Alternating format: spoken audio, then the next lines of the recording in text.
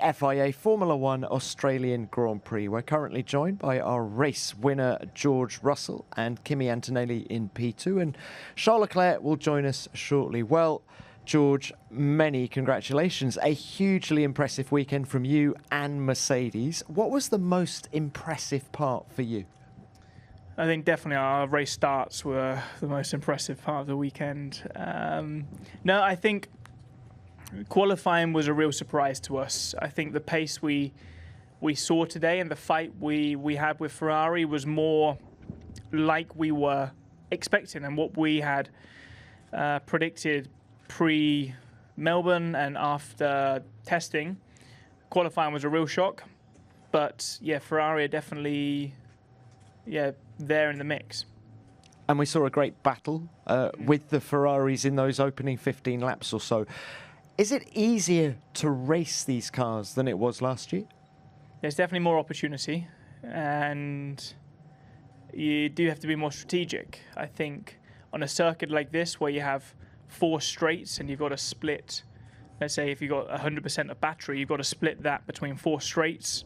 No team is splitting that, 25% per straight. Some teams are doing it more on one straight, some other teams are doing it more on the other, and if you use your overtake mode, your boost button, you will pass the driver in one straight and he will then pass back. So it was dicey for the two of us, but I hope you enjoyed it. The final one from me, George. This is the first time you've led the World Championship. Just how sweet does it feel? At the moment, it just feels like another race win, to be honest. I mean, we're race 1 into a very long season. Of course, I want to fight for race wins week in, week out, but we're all here now to fight for a World Championship, and that's what we've been working so hard towards.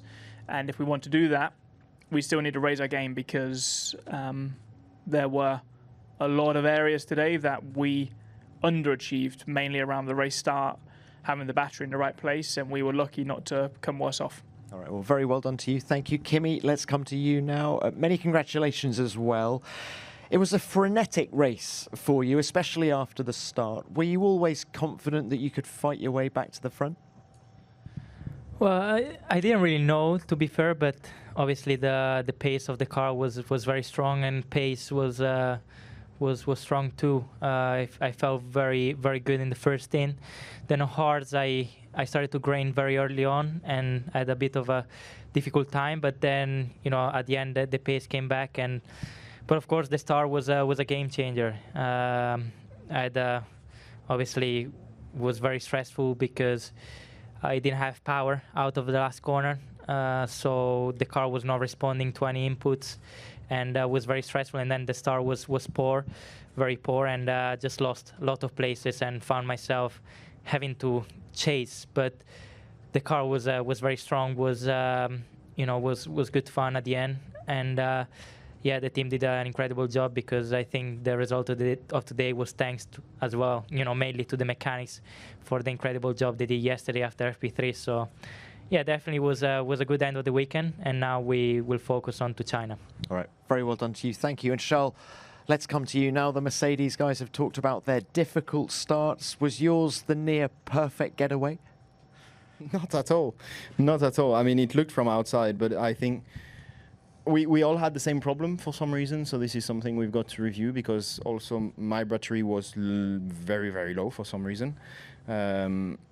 Probably a bit higher than them, but which helped me to get in the front, but very suboptimal anyway. I thought I would end up P8, P9, but then I started and I saw everybody had issues, and I had the one with the least issues, which at the end is what counts. But there's a lot of margin to improve those starts. It was very suboptimal, I think, for everybody.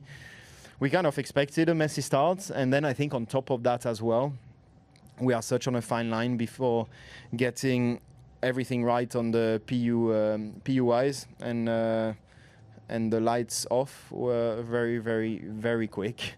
So I think it surprised on top of that everybody, and and made it even more critical. So it was kind of crazy. And were you very pleased with your pace relative to the Mercedes today?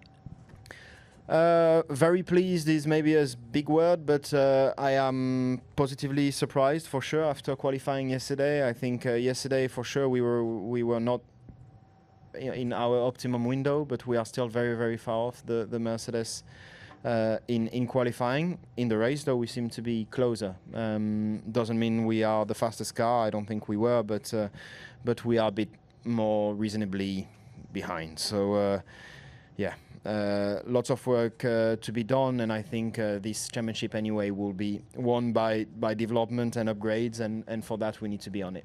All right, very well done to you. Let's now open this to the floor, please. Who's got our first question? Oliver Van Brunswick, Raw Sports. A question to all three of you. Lando in the pen described the overtake button as creating artificial racing. You all had a good amount of wheel-to-wheel combat. Do you think, or do you like the system, or do you think it was, detrimental to some of the racing action?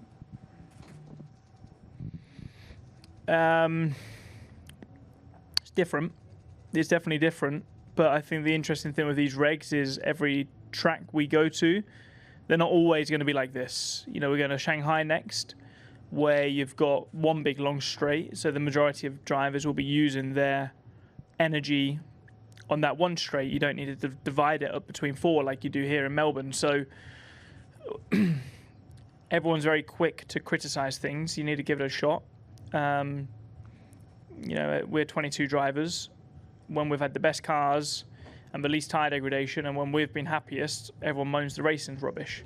Now drivers aren't perfectly happy, and everyone said it was an amazing race. So you can't have it all, and I think we should just give it a chance and see after a few more races. Kimi, Charles, anything to add? No, I think in a track like this, the overtake was incredibly powerful, and you could overtake. It created a lot of action, especially in the first few laps of the race. So I think in this kind of track there will be a lot of action.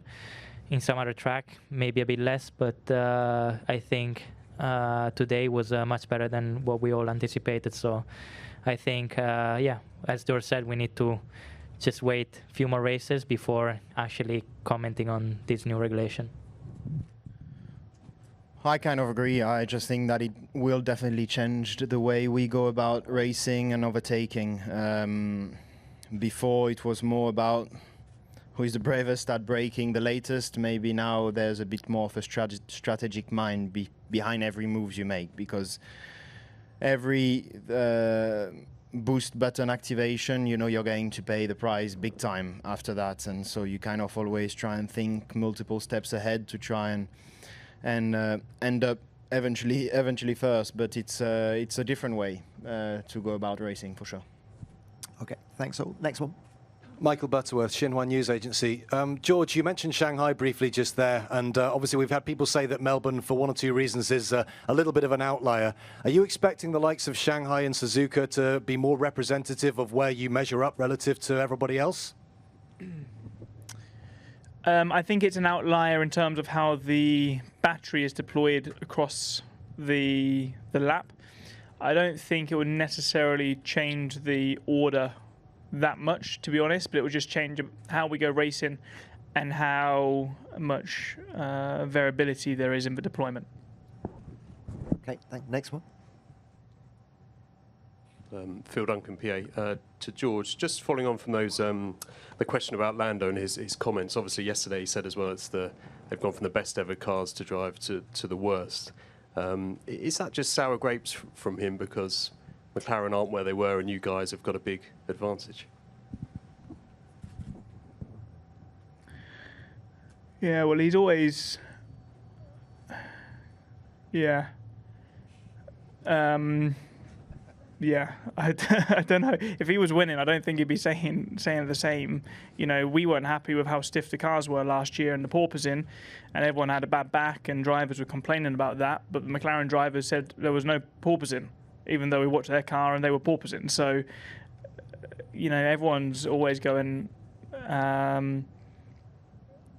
looking to themselves, and we're all selfish in this regard. The truth is, last year we had the same engine as them, and McLaren did a better job than us, and they beat us. Now McLaren have got the same engine as us, the same as Williams, and the same as Alpine, and so far we've done a better job than them. So that's just how the game goes. Next one.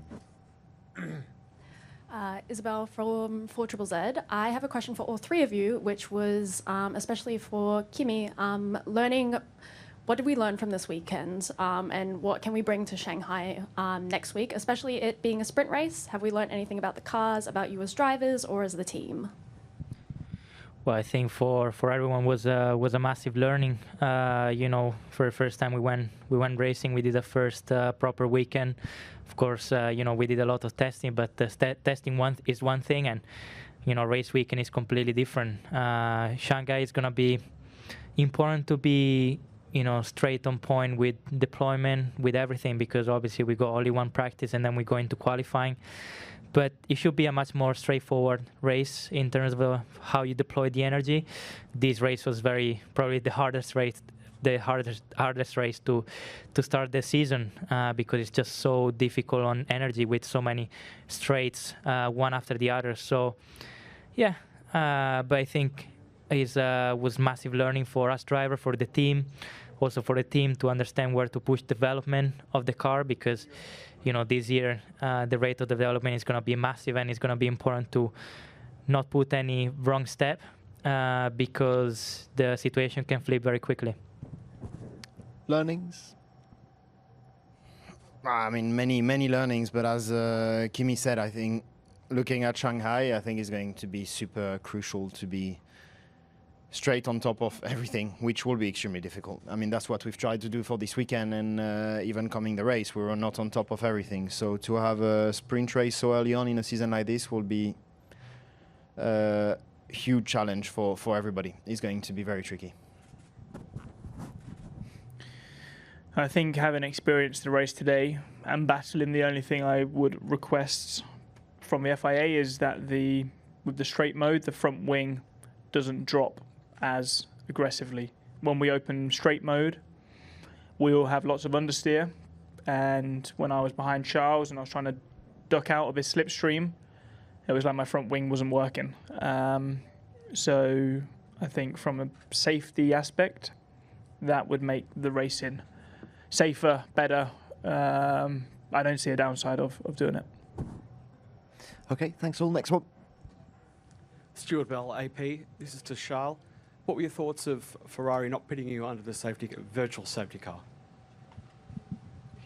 I mean, I don't regret it. It was a wanted and conscious choice. Looking at from FP1 to now, there's been at every session a car that was stopped, at least one car. We knew that there were very high chances that this was not going to be the only VSC of the race, and so we thought that it was better for us to maybe wait for another one, and that's always a gamble. Of course, we didn't know that this will happen. Reality is we've had other VSC after, and one which was particularly well placed, but unfortunately for this one, for us, the pit entry was closed and we couldn't take it. So we were a little bit unlucky on that side, but it was it was a conscious choice again, and I don't really regret it.